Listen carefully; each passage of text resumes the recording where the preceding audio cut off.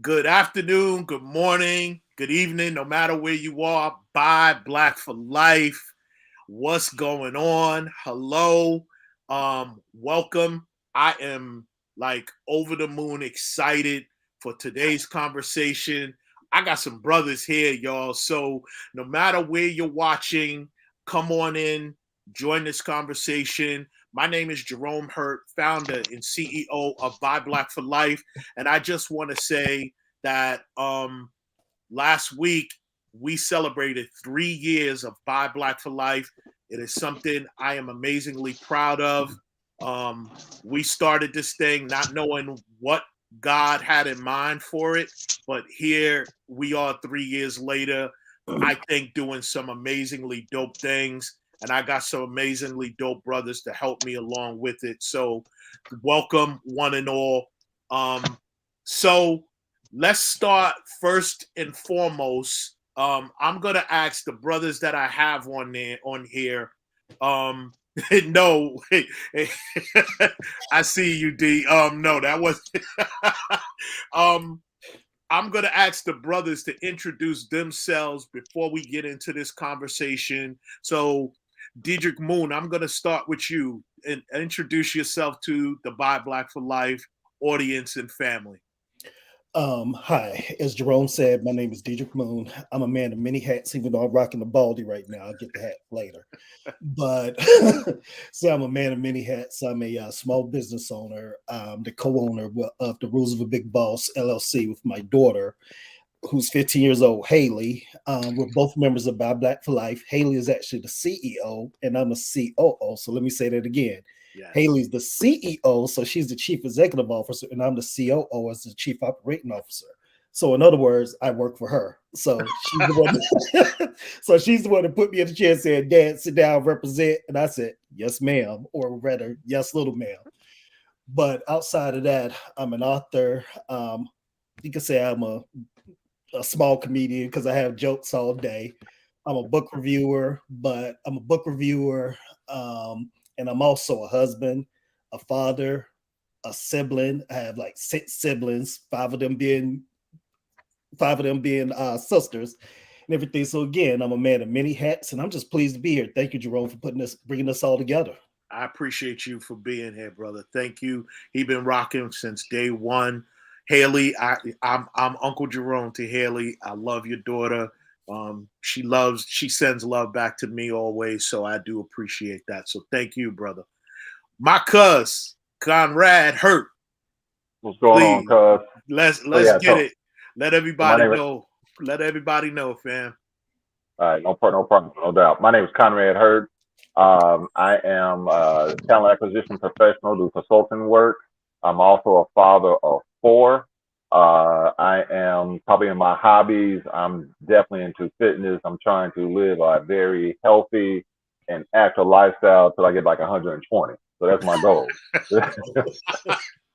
And a so healthy 120, right? healthy 120. So, I did, matter of fact, this came out from my son had my 14-year-old son, something else. I'm a father of a 14-year-old son. So back in the day, I don't want to date anybody. Remember the courtship of Eddie's fathers. So, Yes. yeah, we got that going on in real life with me and my son. But yeah, this came from his AAU basketball practice. Got a little running with them. So yeah, just trying to be active. But I think, yeah, I love to see the positivity. I think we need more of that positive uh, African American male influence. I know it's very important in my life. And as a matter of fact, I just got done talking to this coach. We had a similar conversation sort of what we're about to have right here, right now. So yeah, very excited and to talk and see where this conversation leads us. Appreciate you, brother. Thank you. My brother, my man, Kelvin Hall, please tell everybody who you are, what you do. Good afternoon, everybody. Jerome, fellas, how you all doing? My name is Kelvin Hall. I'm a New York City iron worker, born on the island of Grenada, now residing in New Jersey. Um, I'm just a father, husband, 5 kids, married for 5 years now. Business owners just trying to set up my kids so they could have it easy in life, build some generational wealth so they don't have to go through the struggles that I go through, and along the way I'm just trying to pass down some knowledge to them so they don't have to go through, like I said, the same things I went through. So that's what I'm sorry about that. So Mm-hmm. that's what I'm doing here. And I met Jerome, and from when we met, we clicked. We just want to bring not only our families together, but the Black community as a whole. We need to be responsible for each other. We need to uplift each other. So that's why I'm here, to talk, converse with all the fellas, and yeah, let's do it. Okay. Okay. So thank you all for coming through. For some reason, George is having issues. It's not connecting, George. If you can hear my conversation for whatever reason, I keep getting a message that you're not connected. So I don't know if it's your connection where you're at that's causing an issue. So um let's just jump right in. And here's a question that I would like to ask each of you, right? And Diedrich, I'm gonna start with you. What were your thoughts the first time you heard you were going to be a father? Oh man, fear. Absolute, absolute fear and dread. And the reason being is because father is a word that I don't really know. And what I mean by that, and it's funny, I'm actually working on a book about it, but I'll get into that later if the Holy Spirit guides us and the time Right. allows. Yes. But I grew up without my dad, Mhm. and I had a lot of anger, hurt, and confusion within my life because of that. And the confusion was like I thought my uncle was my dad or whatever Mm. because he and my dad had the same name. And my uncle had to sit me down and explain to me how family dynamics and everything works and where that love that he has for me and had for me came from or whatever. So I Okay. didn't meet my dad until I was 16. And when I met him, it was nothing but anger and heartbreak. I'm sorry, I shouldn't say anger or heartbreak. It was rage and heartbreak, different level of anger. Yes. So as I grew older and older, that rage just got deeper and deeper, whatever, to the point that I actually ended up having to go to therapy to seek anger management relief or whatever, because that anger and that hurt, I'm sorry, that rage and that hurt was literally destroying everything in my life and everything around me. So when I was 29 years old, my ex-wife got pregnant with Haley. And I said, how do I know how to be that which I've never seen? Whatever. And love my uncle as I do, he's a flawed man. Love my grandfathers and stuff as I do, they're all flawed men. And I said, I don't want to be like any of them as a dad. Right. So where do I go to get that example? Where do I go to get that baseline of being a father? I don't know. The Right. only place I knew to go was find King James. So open up my Bible, start reading. And as I began to read, I came up on a passage or whatever, one of the ones in Psalms about David going to the Father. So I said, like David, I'm going to have to drop to my knees and I'm going to have to ask God to give me guidance on how to be the person that this unborn child needs me to be or whatever. So I dropped to my knees and I said, God, I give you control. I can't steer the ship because I don't know. Mm. And I'm afraid that I'm going to mess up and I'm afraid that I'm going to mess her up because I'm walking blindly here. Yeah. And I won't say he gave me a roadmap, but he gave me a lot better than what I had. So I went from a point of being fearful when I first heard that I was going to be a father to joy when it actually came down, because now I said, because I've trusted in God and relied on him, I kind of have some semblance of what I need to do, what this child is going to need me to do. Love that. Cuz, what about you, Conrad? What about you Oh when you man. when you So first heard it? yeah, so for me, I was in the military. So I just joined the army, and I think I may have been in the army when we found out, and maybe about 6 months, something like that. So I'm 19, and so I really did not know what I did not know. Right. So I was almost probably pretty much emotionless when I found out. As a matter of fact, my wife at the time just looked at me. She said, like, "Hey, what's up with you?" But for me, I didn't know what I didn't know. You know what I'm saying? And I was fortunate to have a father in my life. But I just was ignorant to the fact. I had no idea. I didn't know, like, hey, I'm molding this person. I didn't know that. I didn't know I'll be probably one of the most influential person in this young person's life. I Right. didn't know that. I was like, hey, I guess we're gonna work this out as it go along. So I didn't.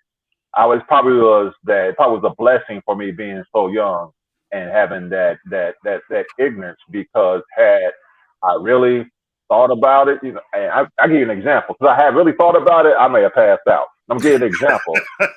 So I was just ignorant to the fact of the whole process or whatever of being a father with my first child. When my fourth child come, I was like, oh, this right here is real. Like this, it's not a gimme that he's gonna get hit in this world safely. It's not a Right. gimme that his mom's gonna make it through the birth process safely. And in fact, what I did is that I then text my ex-wife and told her, see, we had 3 children together. And I told her, like, thank you, because now I have more knowledge on this whole being a father thing and the whole process of it. It's not guaranteed that this child's going to get here. And Right. so I thanked her for that, So, I went from just being completely clueless to having understanding. And when it hit me, I'm thankful that I was older when it hit me, because had I been younger, man, that's a lot to process. And we're joined by my brother, my man, and let me tell y'all get ready for amazement. Brother George Lopez, thank you for joining us, brother George. Um, Sorry for the technical issues you hear, and that's all that matters to me. Um, please, really quick, tell everybody who you are, what you do, what your business is, please.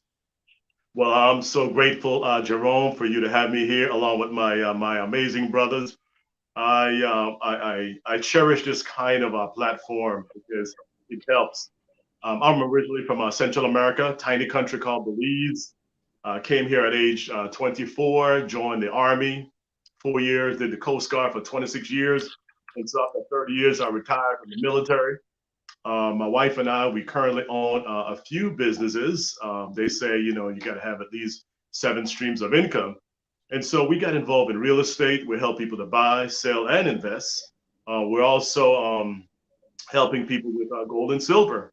As you know, the dollar is losing Yes. its value, so we need something to back it up.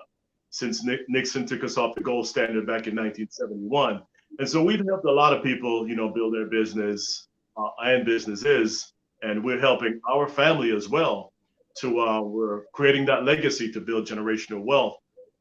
As the Bible says, a good man shall leave an inheritance for his children's children. And so Amen. we run our way of doing that. We have quite a few properties. We have gold and silver that we have amassed, and we're going to use gold and silver to create more generational wealth. And so I'd like to share, that information with our panel here today. Thank you very much for having me. Awesome. Thank you, brother. So welcome. The question I asked the brothers is the first time you heard you were going to be a father. Kelvin, are you ready to delve into that, Yes. bro? All right. First time I heard I was gonna be a father, I was scared. I was happy.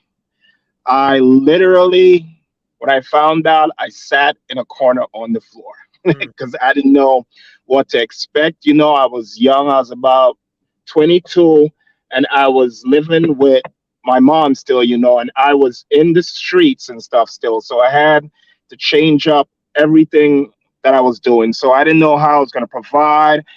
I know as a black man, I could not end up in jail or dead. So I had to literally switch my whole life around to just embrace this new thing. But I was excited and I was scared, as I said. all right. I'm sorry. Dylan, what's up? Yeah. So I definitely can identify with that personally because um I remember the first time I heard like Kelvin, I was in the streets, man, and I thought I knew everything. And then when I heard that, I was like, oh wow, my whole life is about to change, man. And I was scared. I never had my father. My father has more than 20 kids. He's not never been an example to me. So I was scared upon scared. But George, talk about that. What about your thoughts on that? Going through that, I could go back. I was age 22 at the time. I was going through a lot. I was getting ready to go to England at the time to study the 81 millimeter mortar because I was a member of the Belize Defense Force at the time. And so when I came back, I went through a lot of different emotions. Of course, you're scared. Yeah. I got my grandson. That's okay. That's okay. Yeah, I was scared, but I knew that I had family support because, growing up in a place like Belize, we believe in it takes a village to raise a child. And so my mom, my dad, my auntie, my uncle, my mother-in-law, everybody was there for support. So eventually that fear went away, and that feeling of being blessed and the child being loved, just overflowed. And I knew that we were going to raise a beautiful child because of the loving and family support that we had at the time. I love that. And George, I want to piggyback off of something you said because you talk about a village, right? Mm-hmm. And I know because of the ages that we are, it was much different when we were coming up as opposed to what it looks like today. Conrad, who is your village as you became a father and started raising your children? Who was your village? So again, it's because I was in the military. That village maybe looked a little bit differently, not the traditional village. So it definitely was the other soldiers that were around me who had families as well. So I was in Germany by the time that my second child, he went to Germany with us when he was like 6 months. So there was other young soldiers there who had families. So I can remember that maybe like once a week we would get together at one of our houses and we would just cook out and just talk and just have conversation. And our kids pretty much grew up together in that environment as well. So they went to daycare together, had their first day of school together. Hey, one of the parents worked at the on-day daycare. So we had that type of village, that little non-traditional village, and what we're probably used to growing up as. Right. So it wasn't anything, be like, hey, can you pick up, my child, CJ, pick him up from daycare while you're going to pick up your child, that sort of thing. And probably one of the things which we did have was that, and that is similar probably to our situation, how we grew up, was that they could be corrected by one of the other parents. And wasn't well, why are you talking to my baby like that? Yes. Or don't you be talking to him, he do something, it's up to me, you ain't his mama, you ain't his daddy, that sort of thing, So we definitely had that type of environment. And then, I got into coaching then too. So even with the older kids in the community that were maybe like 10, 11, 12, I got to know them as well. And that even made the community even greater because they were like, hey, that's coach's son. Right. And matter of fact, one of the kids I would coach, he would come get my son and walk him to school every morning. So, that community is just a little bit different than what we traditionally had, but it was still that's a community. That's a village. That's exactly, bro. It may not look the same for everybody, but that's exactly what it should be. So I love that. D, what about you? What village, what community did you have when you became a father and you're raising Haley? So let me backtrack a little bit because I had a disadvantage in raising Haley. When I was growing up, my mother had a village and she had an awesome village. So I grew up in the house with my grandmother, my mother, her 3 sisters and 2 brothers. So it was 8 of us in one house, one small 3-bedroom house. Mm-hmm. And anything that my mom couldn't do, she always had a sibling or my grandmother that would be there to pick up the pieces or whatever. So when it came to like me needing to be picked up from school, if my mom couldn't do it, my grandma, my uncle, one of my aunts or whatever could do it. If she had to work an extra shift or whatever, it was no problem because she always had someone there to be able to pick me up and spend time with. And eventually as time went on, let me say this. My mom worked 2 and 3 jobs because she grew up really poor. And she wanted to make sure that I didn't grow up with the same disadvantages that she had. And she said that she wanted me to never need for anything or want for anything. Right. So if my dad not being there, she had to do it, and she didn't want to be relying upon social services or whatever, and she really couldn't be, given that she actually works for social services or whatever. So to that end, she had to leave me with my grandmother a lot, and my grandmother was the ever constant presence that was in my life while my mom was out working. And eventually, as time went on and I grew older, I chose my grandmother over my mom. And my mom was like, look, I got us this big old house over here. You have your own room. You don't have to share anymore. You got your own cable TV. You don't have to share this. You'll have your own phone line. I was like, I don't care. I want to stay with Granny, because Granny was my person. She was always there as that emotional support. Right. So I grew up in that village. Now, where the segue occurs is that I made the choice to move away after I finished up college and everything. And when I moved away, I initially moved to Texas, and I moved around a lot in that little central United States area. Yes. And I eventually settled in DC. So I spent about 10 years in the DC area and everything, working in the intelligence community and things of that nature. And in working in the intelligence community, living in the DC area, I had family, but I didn't have that same family that I grew up with. And the family was an hour away.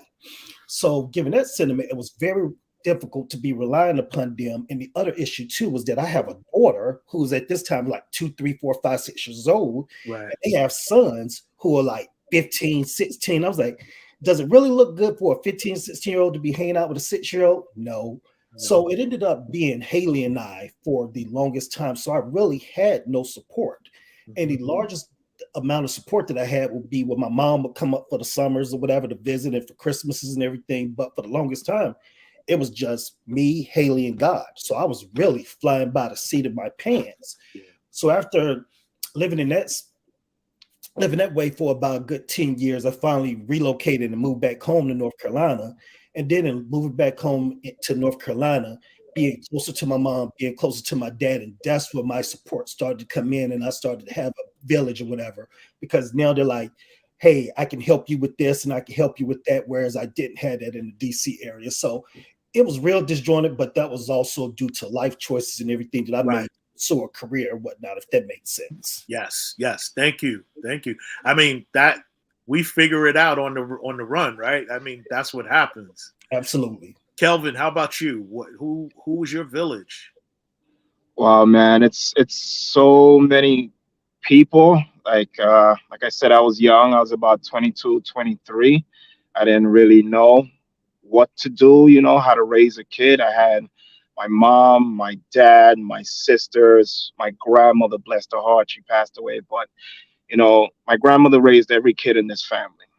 From me to my cousins to my cousins' kids, everybody. So I had a real good support system where I would say I had it easier than most. I didn't have to struggle. I didn't have any wants and needs. I did everything for my kids, but if anything went wrong, I could always say, hey, mom, hey, grandma, hey, dad, or hey, my sisters and stuff. So I had a really good support system, and that makes things a lot easier. I know a lot of people don't have that, and it may not always come in the form of family. Right. It comes in the form of friends. And the thing where we or Black people may not have that support system, because we're very prideful people and we don't ask for help. Now, people can't help you if you don't ask for help. We're all struggling one way or the other. Closed And mouth don't get fed. Yes. Unless I come to you, Jerome, and say, Jerome, you know what? I need a little $20 to feed myself or something. Yeah. You're not able to help me. So what I'm trying to say is anybody could have that support system, not everybody may, but if you got to put it out into the world, you got to ask for help. You got to swallow your pride and say, guys, you know what? I need help. I need you to take this kid for at least one night. Let me get some sleep. Let me just clear my head and maybe just go out and just have a good time, but I was blessed to have a great support system. I was at home still. And then I moved to Jersey. When I moved to Jersey, my cousin, not only my cousin, but my cousin's friend helped us. Because when you live in Jersey, you got to have a car. Yes. And we didn't have a car, and my cousin came over. She took us to the grocery. Her friend lived close by. She came over. She took us to the grocery. She took us anywhere we need to go. So I was always surrounded by a good support system, and you have to put yourself in that position, surround yourself with good people, either they help you build or they bring you down, and you may have to cut some people off, but you have to make that decision. I try to tell my kids that, your circle, you guys have to build together.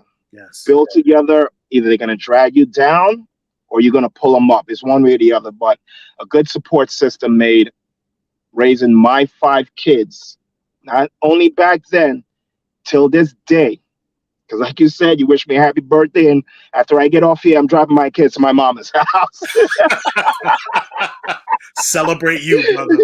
Celebrate you. I love it. So a good support system is crucial. It's hard if you don't have that. So, and we have to try to be a support system to others, just seeing somebody, going to the grocery and this lady may have trouble paying for this, it costs us nothing. We burn money like nothing. Going to McDonald's or whatever it is. So don't feel bad if you got to say this lady you can't afford. Hey, miss, I got this. There's $50. Here's $20. Here's $10. It's nothing, but something always helps you. And then I don't know. That's just the person I'm trying to be, a good person, help out no matter what it is, man. Thank you, brother. Appreciate that. George, I as a man, I didn't have my father at all. And the examples of fatherhood that I saw actually were from television, right? If I could be 100 and I could separate the two, Cliff Huxtable was my example of fatherhood. How about you, George? Who is that example of fatherhood or manhood as well that you had as you were growing up? That's a good question, Jerome. My dad was there for me for a little bit. Growing up, my father was constantly coming to the United States to give us a better life. In fact, back in the 1960s, the Belizean government had signed a pact with the United States that they were going to send workers from Belize to the United States. So my dad, who was in the citrus industry, would come to the United States and he would work in Tampa, get some money. Sometimes he would send it, sometimes he would come, but he was not always there for me. And so I relied on uncles. I relied on my grandfather. And so they were more like the father figure for me growing up. And so as I got older in my teenage years, we had I have 5 siblings. My mom was going through a lot by herself. So my dad came and he spent 2 years with us. Now we're teenagers. We're playing soccer. We're playing basketball. I mean, we're running our mom ragged and mom couldn't handle that. And so my dad came, but he noticed that the money was not flowing like it was when he was in the States. Right. And so he went back to the States. Poor mom, had to deal with us. But because of my uncles, my grandfather, and some of the men in the community, like my neighbors, they helped us out a lot. That's where I learned how to sandpaper. That's where I learned how to paint. That's where I learned how to play sports because of the guys in my neighborhood and the men in my neighborhood. Again, I talk about that village, but that village was very, very important to me. And I give them so much credit because if it weren't for the village that I grew up with, I wouldn't be the person that I am today. I'm so grateful for them. But Dad was constantly in the United States making money that he was sending for us so that, we could live a better life back home. So even though he wasn't there was still that example of taking care of your family. So yeah, I love that. D, what about you? Who was that person or persons that you look to for examples of manhood / fatherhood? So it was my Uncle Tony. And now it was my Uncle Tony primarily, or at least for the first half of my life. And Uncle Tony was always there. He was my first football coach. Did I say it right? He was my first football coach, and he also purchased my first bike. And if I'm not mistaken, Uncle Tony also bought the first pair of Jordans that I ever had. And he was much more than an uncle. I mean, he was literally always there. It didn't matter what time of day, what time of night, Uncle Tony was always there. We would go, if I needed, let's say a little bit of money to take a girl out or whatever, I could call up Uncle Tony. This is during my teenage years, and he would give it to me. if I didn't have money to pay for this or pay for that, I could always go to Uncle Tony and he would give it to me.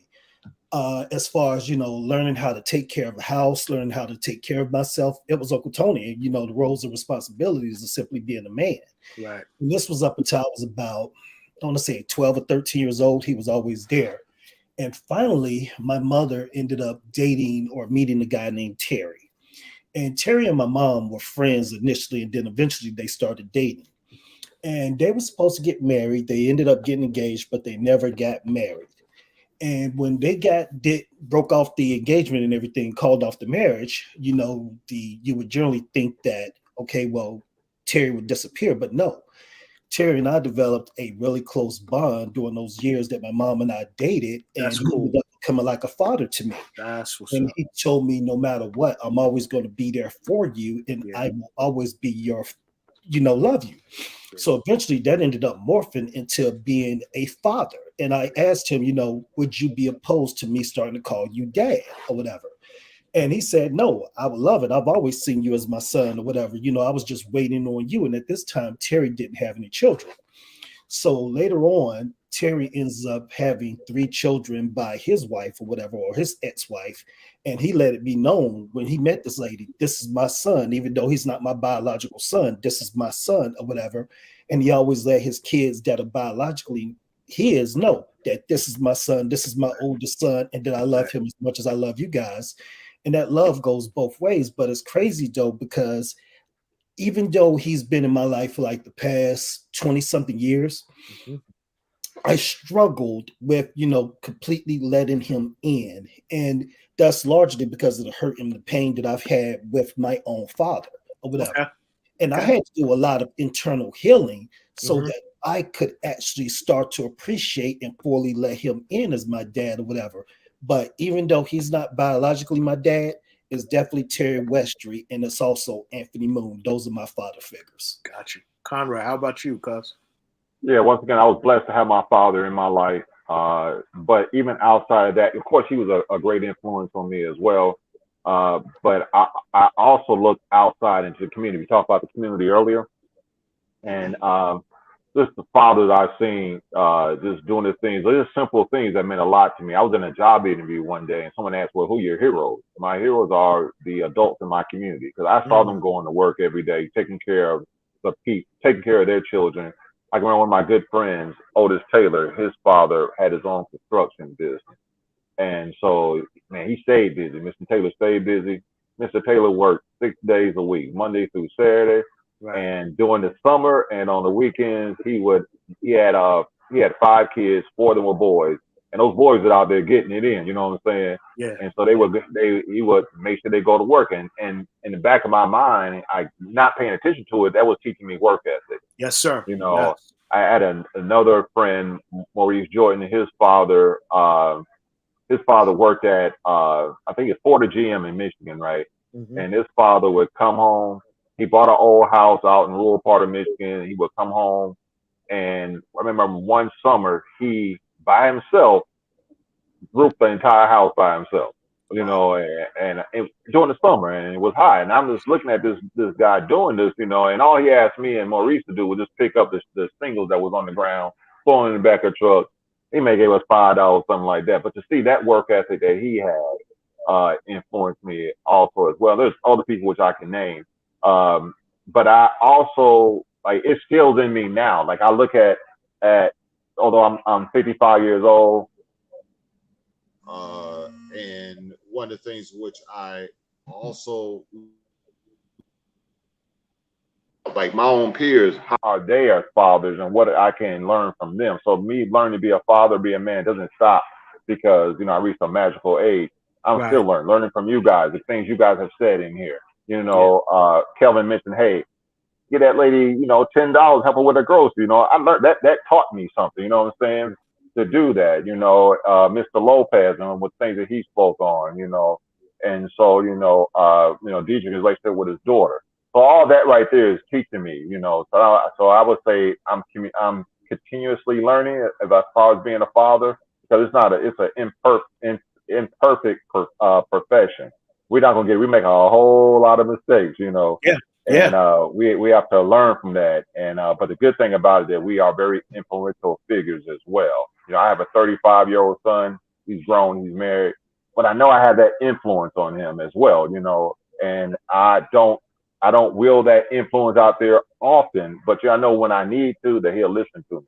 Right. So I just think this learning from the past, what I'm currently just currently how I am being a father, and just looking at other people so I can be a better father as well.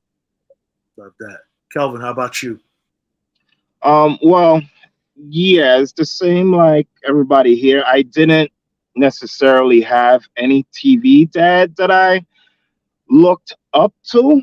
Like I said before, I had a good support system. I had my dad, I had my uncles, and they showed me what it was to be a man, what it was to be a father. Mm-hmm. And back then, you know, things were simpler. And I think even today, in this day and age, I was happier back then. You know, like we didn't have much, and every year they took us to like Bear Mountain or Hector State Park, and all the kids, we looked forward to that, man. It was nothing to do at Bear Mountain and Hector State Park except go in the pool and push each other in the pool. But we looked forward to that, and they made sure we had all of that. So my father and my uncles, they're the ones I looked up to. I can't say I had any TV dad that I looked up to. TV was fun, you know. And I don't know if subconsciously they may have had an impact on me, because as far as my dad and my uncles, they taught me certain things. But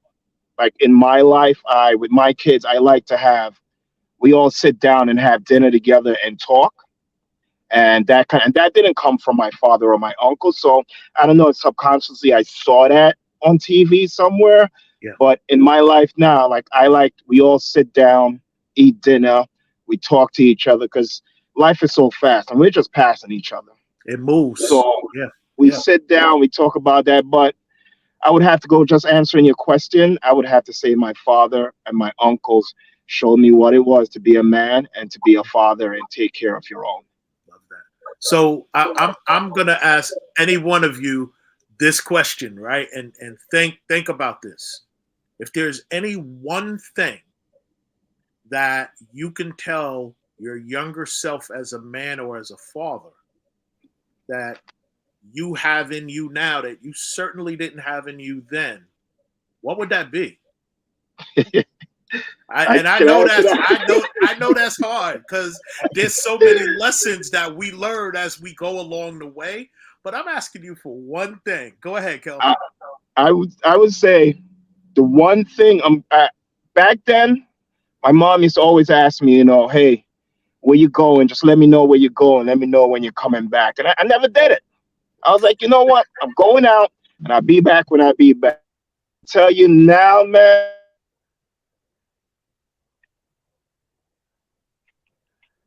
Kelvin, you froze up.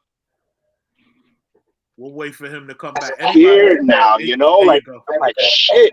Is this what I did to my moms and them? You know, like they're losing their mind. I'm out there, you know, coming in late, not knowing what's happening. And we grew up in the hood, you know, so every day was something bad, you know, and all 12 o'clock, 1 o'clock, 2 o'clock, I'm still outside and they have no idea where I was. I would say the only difference between now and then, between my kids and my moms and them, like back then, I think as a whole, people were more together. Like even if my mom didn't know where I was at, she knew my group of friends, and she could call my friend's mom and say, hey, is Kelvin there?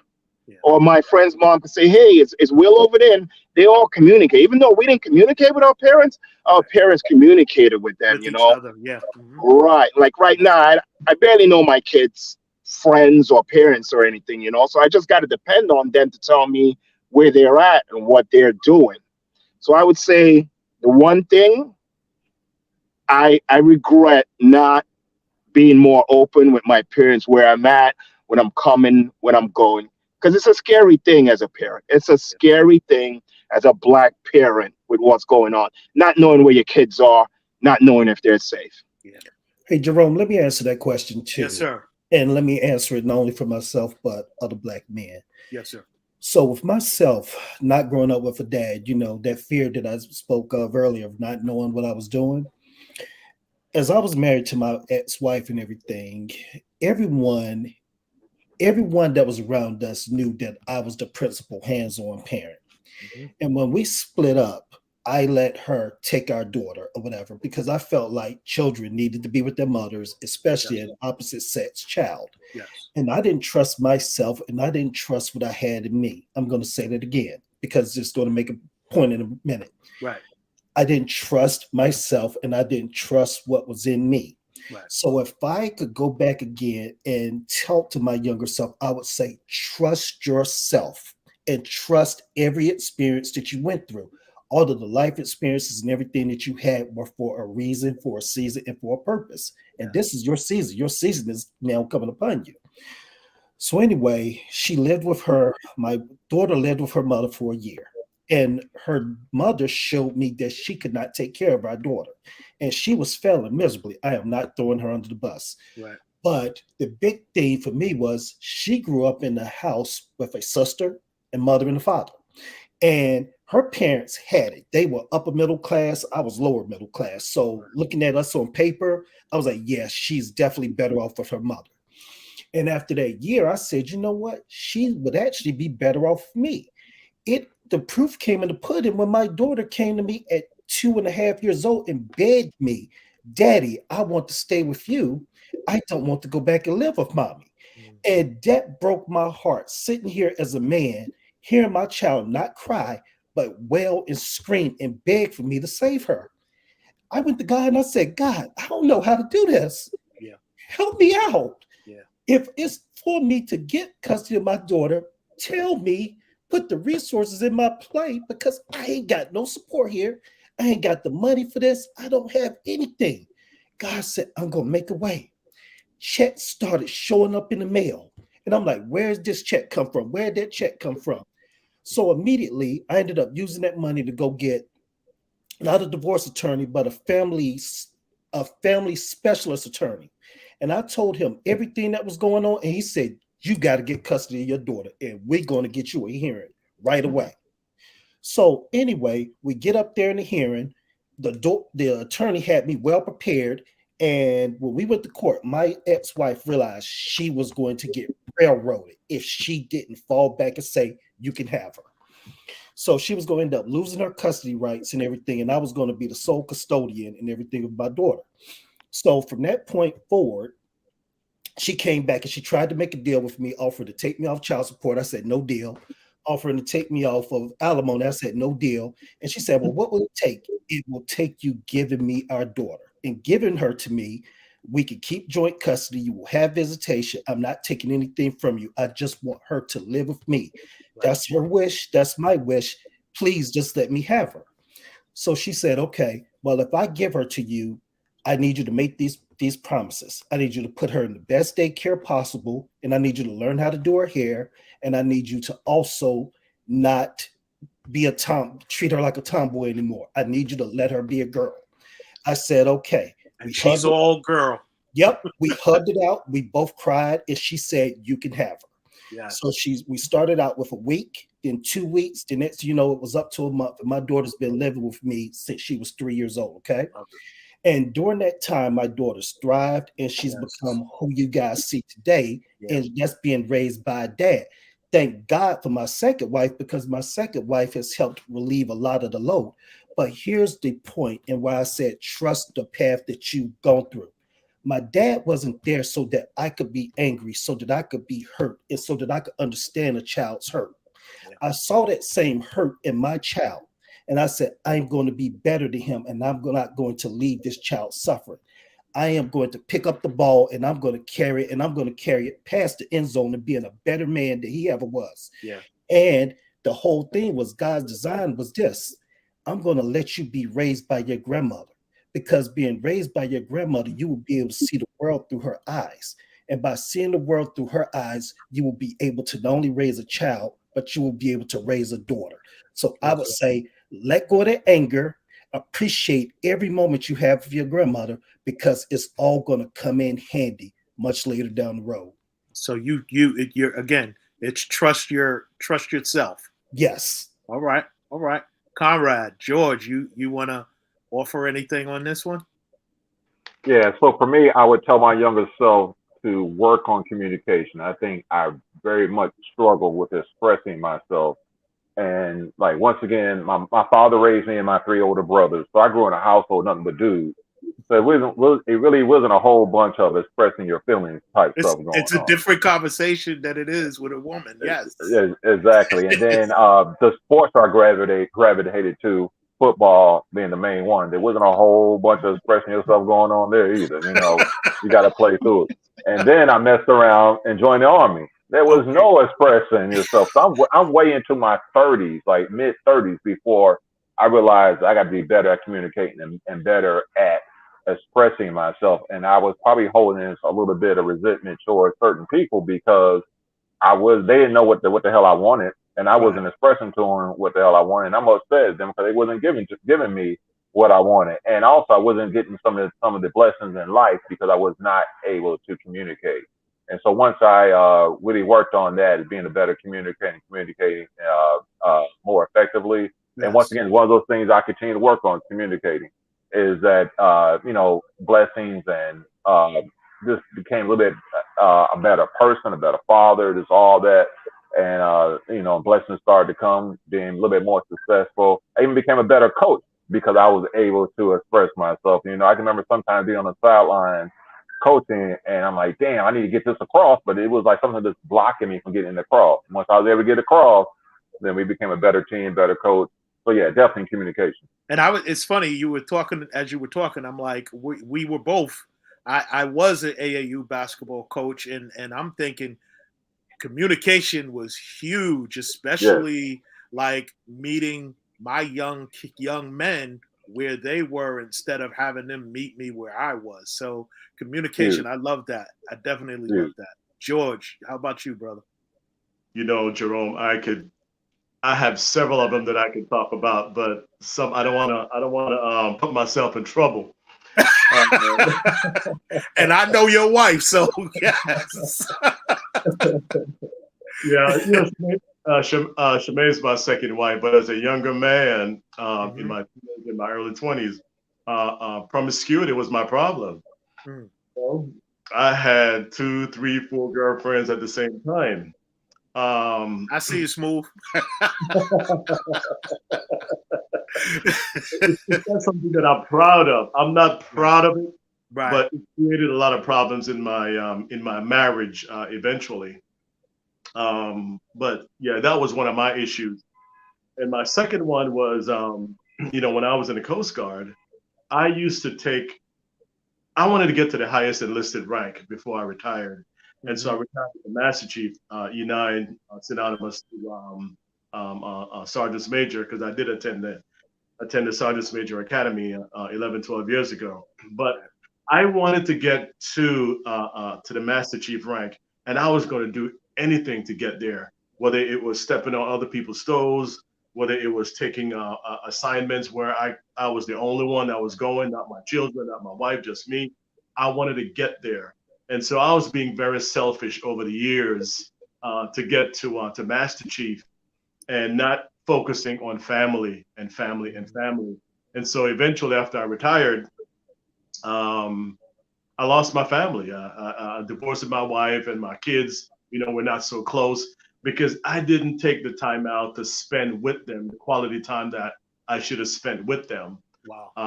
And so it's work in progress right now. I'm working on myself and I'm working on building that relationship with my biological children. I'm cool with my step kids, man. We're great. Elijah's great, Malik's great, Princess is great, but my biological kids, I got to work on them and I got to work on me at the same time. And so my advice is don't sacrifice that relationship, that family.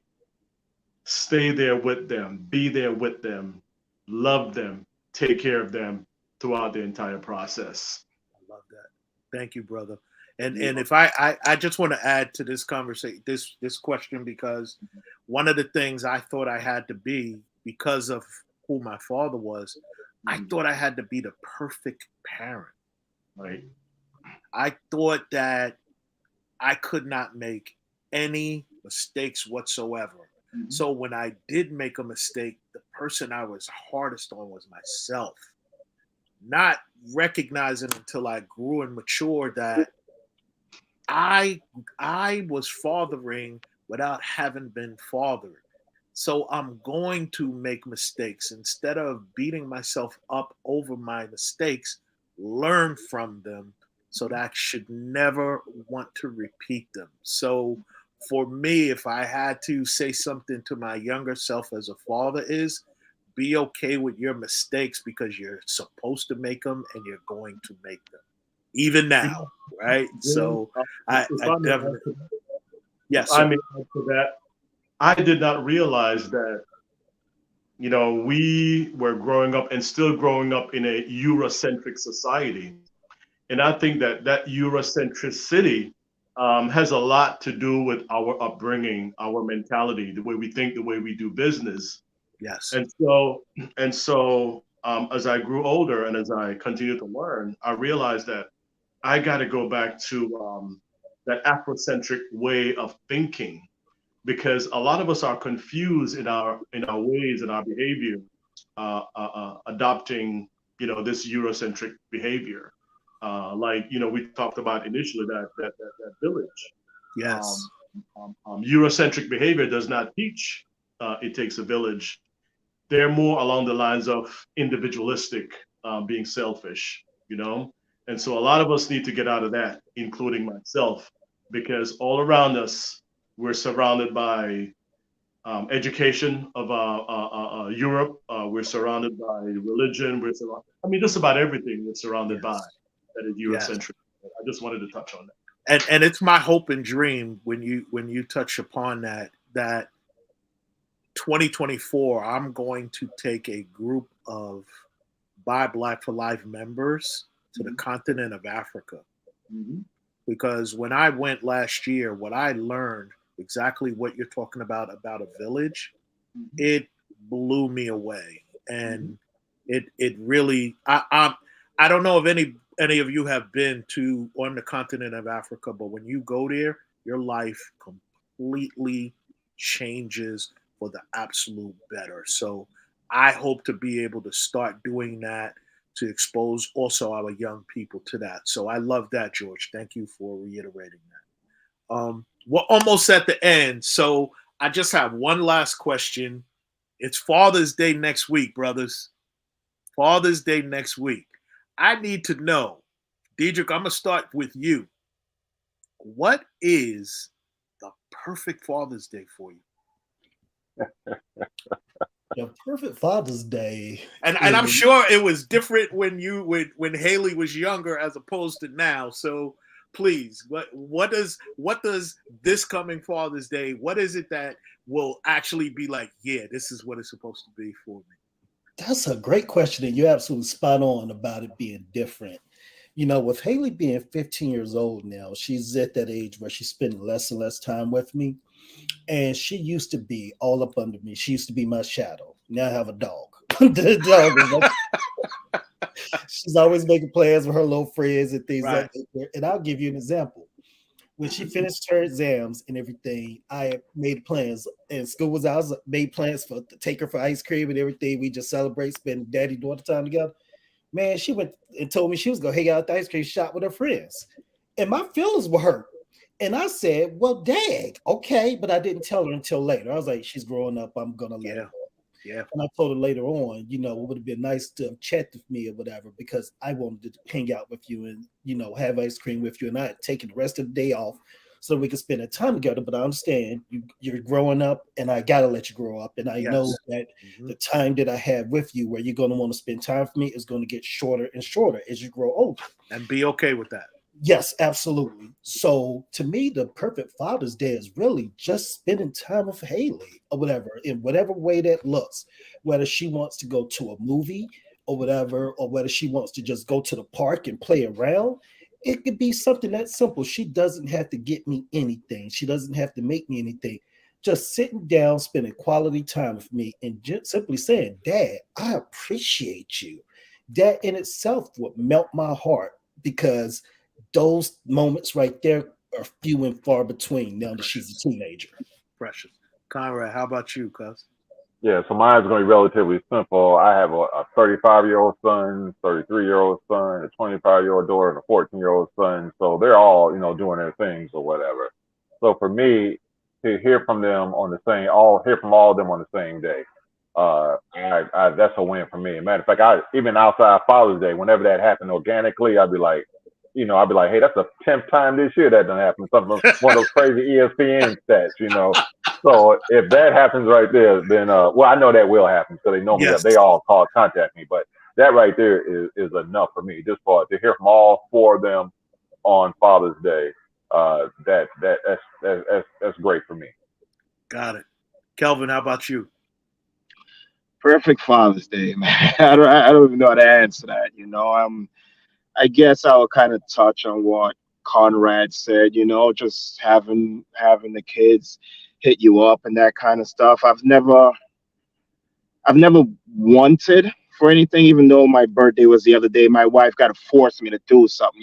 So I've never really, oh yeah, let's do this or let's do this. So I don't really have a perfect Father's Day. But listening to Conrad, that would, I guess that would make me feel good. The recognition, and like Derek is, we appreciate you. We see what you're doing and all that kind of stuff. I guess that would make me feel good. Not that I need it or anything. I'm just doing my regular everyday stuff. That's why it's business as usual every other day. Father's Day, birthday, business as usual. But listening to the gentleman here, say that, yeah, I guess that recognition and saying, hey, Dad, we see you. That would make me feel good. George, how about you, brother? Yeah, we were raised by our grandparents, we were raised by our parents, and they were raised by other people as well.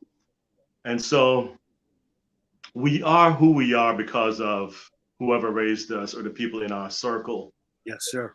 The perfect Father's Day gift for me would be for my children to call me or to come to the house and say, Dad, we appreciate you. We appreciate what you've done for us. You did the best you could with what you knew and what you had to make us who we are right now, given the circumstances in this, United States of America or wherever we are in. But that would be my greatest, or my happiest moment, to see my kids call me or for them to come to me and say, hey, Dad, thank you for what you've done for us. I love it. I just want to wrap up by saying, for me, because my oldest is 35, I have a 34-year-old, and my daughter is about to be 31. She's the last one. And I remember holidays and things of that sort, just the noise around the house of the kids. I would love for all of them, and my wife has a daughter, so I would love for the four of them to all just be all of us in one place and just making the noise so I could hear that sound. That would be absolutely perfect for me. My oldest is in Japan, so I know unless he sneaks into town, and my wife has done that to me before. She had my son in North Carolina sneak into town, and I come out of the shower and into the living room, and there's he's sitting. So, but I don't think she's doing that. But for me, that would be the perfect. We don't have to do anything. We could just be in the house, just chopping it up. Just we could order food. I don't even want anything special. Just the presence of all four of them, just vibing, making that noise that I used to remember hearing when they were young. So that's what it would be for me. So, my brothers, we are at the end. Just really quick, just do a quick round robin, a check in as we end, because what I would like to know from my brothers, right? And this is important to me as a man who loves each and every one of you, and that's the reason why I have you on, right? How are y'all doing? And Diedrich, I'm gonna start with you. Just really quick, how you doing, brother? Well, honestly, Jerome, to be quite honest, not great. This week has been tough. I've been struggling with my mental health. Been battling some depression. But my mom helped out a great deal, and my wife has been there too. And my wife has been extremely patient with me or whatever. But I'm doing okay right now, and I'm doing okay today because I finally was able to do something that I hadn't been able to do for a couple of days now. Simply get outside, smell the air, water the lawn. You know, with the pollution in the air from the Canadian wildfires and stuff, couldn't really get outside to meditate or anything like that. But I did it this morning prior to this, and it was absolutely life changing. So right now I'm doing great, but it's been Good to tough. hear that. Keep pushing through, brother. Thank you. Appreciate it. Conrad, how about you? How are you doing? Yeah, I'm saying I'm blessed, and of course, like all of us, there's some negativity that happens in our week, on our day. What I tend to do is really try to focus on the positive side of it. I'm sure. I know that Diedrich and Jerome, you are my Facebook friends. You see every morning that I'll post my man Fred from Yes. Sound 2 News.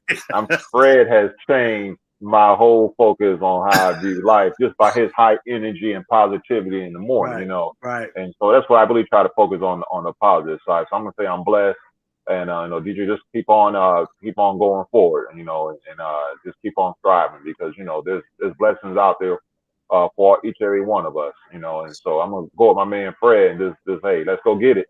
Let's go get it. Yes, sir. Kelvin, how about you? How are you, brother?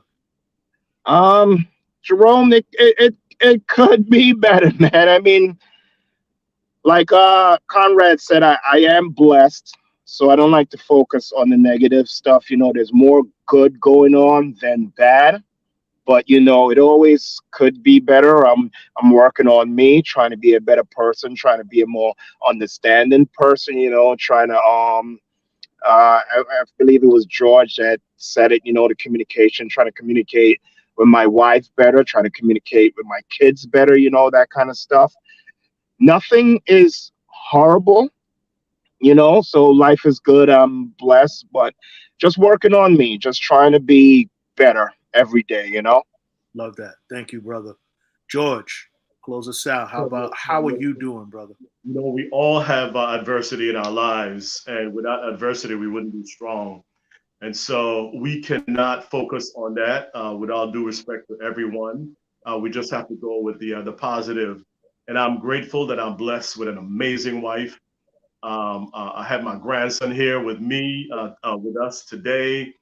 He's going to spend the next 24 hours with us. I'm going to love up on my grandson. Go ahead, brother. Go ahead. Gardening. I will teach him how to paint. I will Yeah. teach him about physical fitness. I will absorb 24 So hours. he's not gonna sleep, is what you're telling me. No. Sleep is luxury. Sleep is luxury. I will keep him busy for the next 24 hours, man. I love it. I love it. I don't get to see him a lot, so I will just love up on my grandson Ezra. I love this, man. Let's do this more often. So I agree.